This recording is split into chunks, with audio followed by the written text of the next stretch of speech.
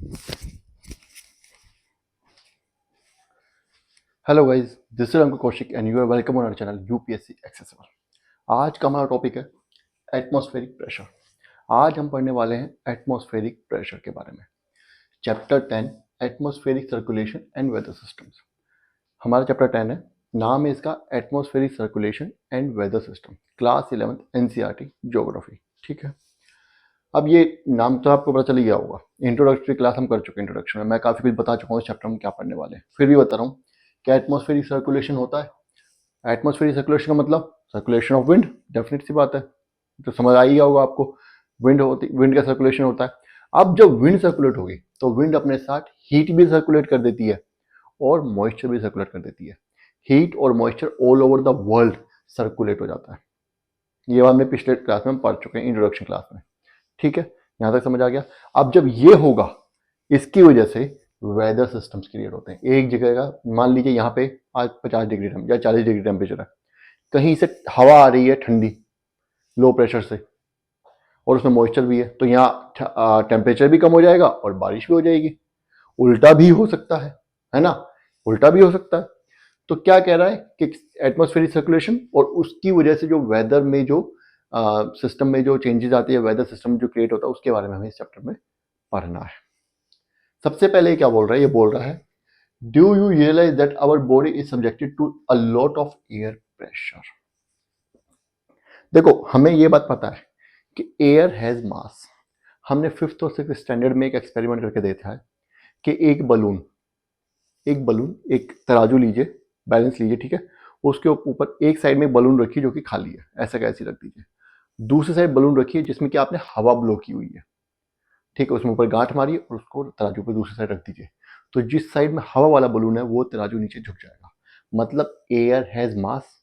ये बात हम पढ़ चुके हैं, एयर के अंदर मास होता है। कैसे, ये प्रूव करके बता दिया मैंने एग्जांपल से। अब अगर एयर के अंदर मास होता है तो हम यहाँ पे खड़े हैं अर्थ के ऊपर, हमारे ऊपर अर्थ एटमोस्फेयर है लगभग 5,000 किलोमीटर तक, है कि नहीं है। अरे 3-4 लेयर है कि नहीं है, ट्रोपोस्फेयर, स्ट्रेटोस्फेयर, मीजोस्फेयर, एक्सोस्फेयर, है ना, इतनी सारी लेयर्स। वो सब किस चीज से बनी है, एयर से बनी है। तो इसका मतलब हमारे ऊपर जो लगभग 5,000 किलोमीटर तक या 5 से 6,000 किलोमीटर तक जो एयर है, वो एयर जो है वो हमारे ऊपर प्रेशर बना रही है कि नहीं बना रही होगी। अरे एक कोई मान लीजिए मेरा हाथ है, इसके ऊपर पेन रख दूं तो इस पेन का प्रेशर पड़ेगा कि नहीं पड़ेगा। अगर मैं ऐसे 50 पेन रख दूं तो प्रेशर पड़ेगा मेरे हाथ पे, नहीं पड़ेगा, है ना। इसी तरीके से एयर क्या पाइलअप हो रही है हमारे ऊपर, इसका मतलब एयर प्रेशर है। समझ रहे हो। ये आगे क्या बोल रहा है, as one moves of the air gets verified and one feels breathless. इस बात का पता कैसे, सबसे बड़ा एग्जांपल क्या दे रहा है ये, कि हमारे ऊपर जैसे ही हम ऊपर की तरफ बढ़ेंगे, हम पहाड़ों पे जाते हैं तो सांस ऑक्सीजन की कमी होने लगती है। क्यों, क्योंकि हवा थिन होने लगती है, एयर प्रेशर कम होने लगता है, नाक से खून निकलने लगता है। ऐसा क्यों, क्योंकि ऊपर जाओगे एयर प्रेशर कम होगा। अभी जो मैंने बोला नाक से खून होने लगता है, निकलने लगता है, इसका जवाब मैं दूंगा, लेकिन उससे पहले क्वेश्चन और राइज होता है, हमें ये एयर प्रेशर फील क्यों नहीं हो रहा। हमें ये एयर प्रेशर जो है, जिसको हम एटमॉस्फेरिक प्रेशर भी बोलते हैं, ये हमें फील क्यों नहीं हो रहा। वो इसलिए नहीं हो रहा क्योंकि जो हमारी बॉडी में ब्लड सर्कुलेट कर रहा है, वो उतना प्रेशर से प्लस जो हमारा होता है सिस्टोलिक और डायस्टोलिक 80/120, है ना, उतना वो उतनी स्पीड से वो सर्कुलेट कर रहा है। हमारा ब्लड उससे ज़्यादा जो हमारा एटमॉस्फेरिक सर्कुलेशन है, जो हमारे ऊपर एटमॉस्फेरिक जो दबाव बना रहा है, उतना ही दबाव इधर से हमारा ब्लड भी लगा रहा है, प्लस 180/120 जितना उसको अपने बॉडी फंक्शन करने के लिए चाहिए वो भी लगा रहा है। तो हमें एटमॉस्फेरिक प्रेशर इसलिए फील नहीं होता क्योंकि हमारे अंदर भी इतना प्रेशर है जो कि हमारा ब्लड बनाता है। ठीक है, ये बात समझ आ गई। पता कैसे चलेगा, जब हम ऊंचाई पे जाएंगे, जब हम ऊंचाई पे गए जब हम ऊंचाई पे गए तो वो प्रेशर, एटमॉस्फेरिक प्रेशर तो कम हो गया, लेकिन हमारे ब्लड का प्रेशर वही चल रहा है अभी, जो नीचे के हिसाब से। तो क्या होगा, हमारे वो खून जो प्रेशर ज्यादा बढ़ेगा तो खून नाक से और कान से निकलने लगता है। कई बार कई केसेस में हो जाता है ऐसा, कभी कभी नहीं भी होता। ठीक है, समझ आ गया। तो अब हम आ जाते हैं कि एटमॉस्फेरिक प्रेशर की डेफिनेशन क्या है। The weight of a column of air contain in a unit area from mean sea level to the top of atmosphere is called atmospheric pressure. सबसे पहले तो ये सुन लो कि एटमॉस्फेरिक प्रेशर जो हम मेजर करते हैं वो सी लेवल से मेजर करते हैं, क्योंकि सरफेस जो है हमारा उबड़ खाबड़ है, कहीं पे ऊंचा कहीं पे नीचा है। सी लेवल जो है पानी है, सी लेवल भी है ऊंचा नीचा, कहीं पे सी लेवल ज्यादा है कहीं पे सी लेवल कम है। लेकिन ऐसा है कि यहाँ पे अगर 3 है यहाँ पे 1 है तो हमने मीन ले लिया 2, मीन सी लेवल ले लेते हैं। मीन सी लेवल लेना ईजी होता है, सरफेस जो सॉलिड सरफेस है उसका मीन लेना, उसका एवरेज लेना काफी डिफिकल्ट है, समझ रहे हैं। तो सी लेवल का हमने मीन सी लेवल जो वहां से वो करते हैं।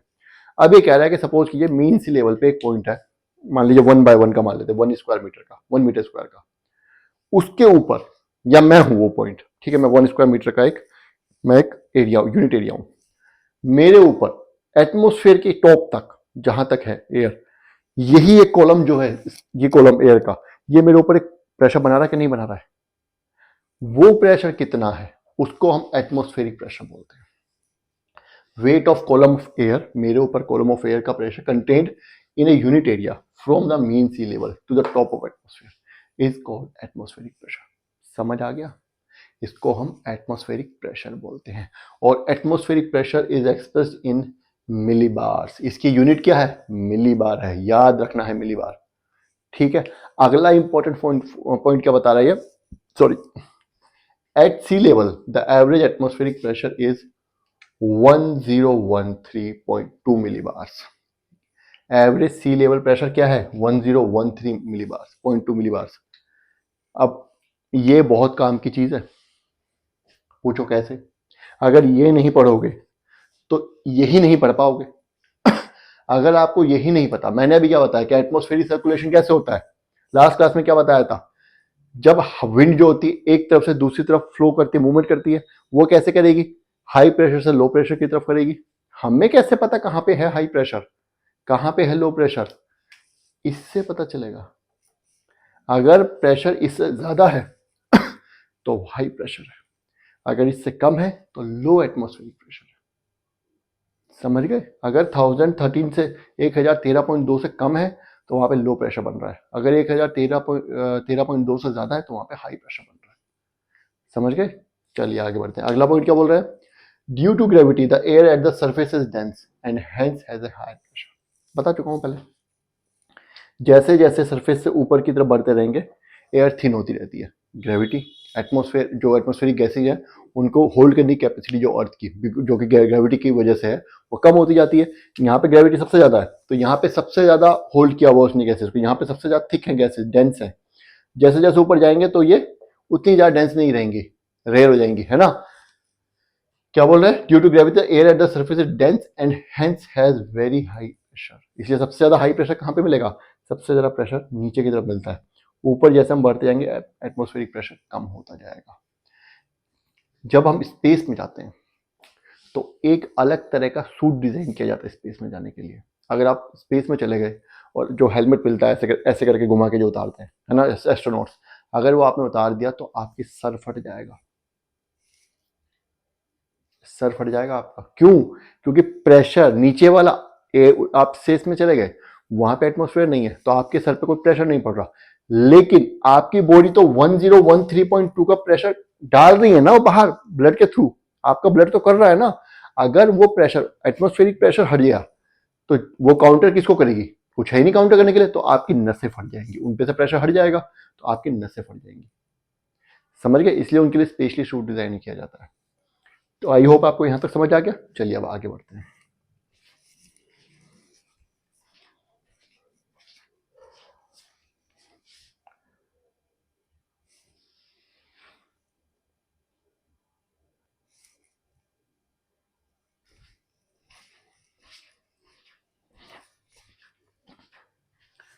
चलिए आगे बढ़ते हैं। अब ये आप बोल रहा है मर्करी बैरोमीटर, जिसको कि हम एनेरॉइड बैरोमीटर भी बोल देते हैं। क्या होता है? हमें ये पता है कि हमारे ऊपर एयर प्रेशर है, एयर प्रेशर पड़ रहा है, ठीक है। हमारे ऊपर नहीं, अर्थ के सरफेस पे जो भी मटेरियल या लिविंग नॉन लिविंग थिंग्स है उन सब के ऊपर बैरोमीटर पड़, उन सब के ऊपर एटमॉस्फेरिक प्रेशर पड़ रहा है। एयर का एक कॉलम जो है वो दबाव डाला रहा है, ठीक है, डाल रहा है। अब पढ़ तो रहा है, ये हमने नाप भी लिया, कितना है एवरेज मीन सी लेवल पे? 1013.2 मिलीबार, ये भी हमने नाप लिया। लेकिन नापा कैसे? जिस इंस्ट्रूमेंट की मदद से हम क्या बोलते हैं एटमॉस्फेरिक प्रेशर को मेजर करते हैं उसको हम बोलते हैं मर्क्यूरी बैरोमीटर या एनेरॉइड बैरोमीटर। एनेरॉइड बैरोमीटर का मतलब है जिसमें लिक्विड को यूज नहीं किया जाता, मतलब मेजर करने के लिए हम जो यूज कर रहे हैं जिस मटेरियल को वो लिक्विड नहीं है। मर्करी लिक्विड नहीं है, मर्करी क्या होता है, सॉलिड है, वो रूम टेम्परेचर पर लिक्विड हो जाता है। ठीक है, समझ गए? तो एनुअल बैरोमीटर को भी हम यूज कर सकते हैं, समझ गए? Air pressure with the help of a mercury barometer और aneroid barometer. Air pressure is measured with the help of mercury barometer. Air pressure कैसे मापा जाता है? विद द हेल्प ऑफ या तो मर्क्यूरी बैरोमीटर से या एनुअल बैरोमीटर से। आगे क्या बोल रहा है, the pressure decrease with height. ये हमें पता ही है कि जैसे जैसे हम ऊपर चलते जाएंगे, हाइट सरफेस से ऊपर की तरफ बढ़ेंगे, वैसे वैसे एयर प्रेशर डिक्रीज होता जाएगा। क्यों? ग्रेविटी की वजह से। अर्थ के सरफेस के बाद ग्रेविटी सबसे ज्यादा है, तो वहां पे सबसे ज्यादा जो गैसेस उसने वो सॉरी होल्ड करके रखी हैं गैसेस जो सबसे ज्यादा थिक है, तो वहां पे प्रेशर ज्यादा है। जैसे जैसे ऊपर जाएंगे एयर प्रेशर कम होता जाएगा। अब आगे क्या कह रहा है, एट एनी एलिवेशन, एक एलिवेशन ले लेते हैं। सपोज कीजिए सरफेस एरिया है उससे 1000 मीटर ऊपर, यहां पे भी और यहां पे भी, 1000 मीटर इधर भी और 1000 मीटर इधर भी। इस एलिवेशन पे it varies from place to place. Atmospheric pressure यहां पे अलग हो सकता है और यहां पे अलग हो सकता है, किसी भी एलिवेशन पे। ग्राउंड लेवल पे भी हो सकता है, नीचे से ऊपर जाओगे तब तो अलग होगा ही, वो तो पता ही है हमें, वो उसका तो रीजन भी पता है। लेकिन एक पर्टिकुलर सेम एलिवेशन पे भी अलग अलग हो सकता है, यही तो हम पढ़ रहे हैं अभी तक। जब ये अलग होगा तभी तो विंड की मूवमेंट होगी। And it's variation is primary cause of air motion. और ये अलग अलग होना, सपोज कीजिए यहाँ पे 900 है और यहाँ पे 1100 है, ये वेरिएशन ही कॉज है विंड मोशन का। एयर मोशन जो होगी वो इसी वेरिएशन, अब यहाँ पे कम है यहाँ पे ज्यादा है, तो हवा यहाँ से यहाँ की तरफ बहने लगेगी, फ्लो करने लगेगी। एंड इसका मतलब wind which moves from high pressure areas to low pressure area, मतलब विंड हाई प्रेशर एरियाज से लो प्रेशर एरियाज की तरफ मूवमेंट करने लगेगी। समझ गए? समझ आ गया यहाँ तक? चलिए ये टॉपिक यहाँ पे खत्म हो गया, एटमॉस्फेरिक प्रेशर। नेक्स्ट टॉपिक है हमारा vertical variation of pressure. Vertical variation आते हैं प्रेशर में, उसके बारे में भी पढ़ना है, ये हमारा नेक्स्ट टॉपिक है। ठीक है, तब तक आप इसको पढ़िए बार बार। कुछ समझ नहीं आया तो कमेंट कर दीजिएगा, मैं दोबारा समझा दूंगा। और वीडियो अगर अच्छी लगी तो लाइक जरूर करना है और चैनल को सब्सक्राइब जरूर करना है। Thank you.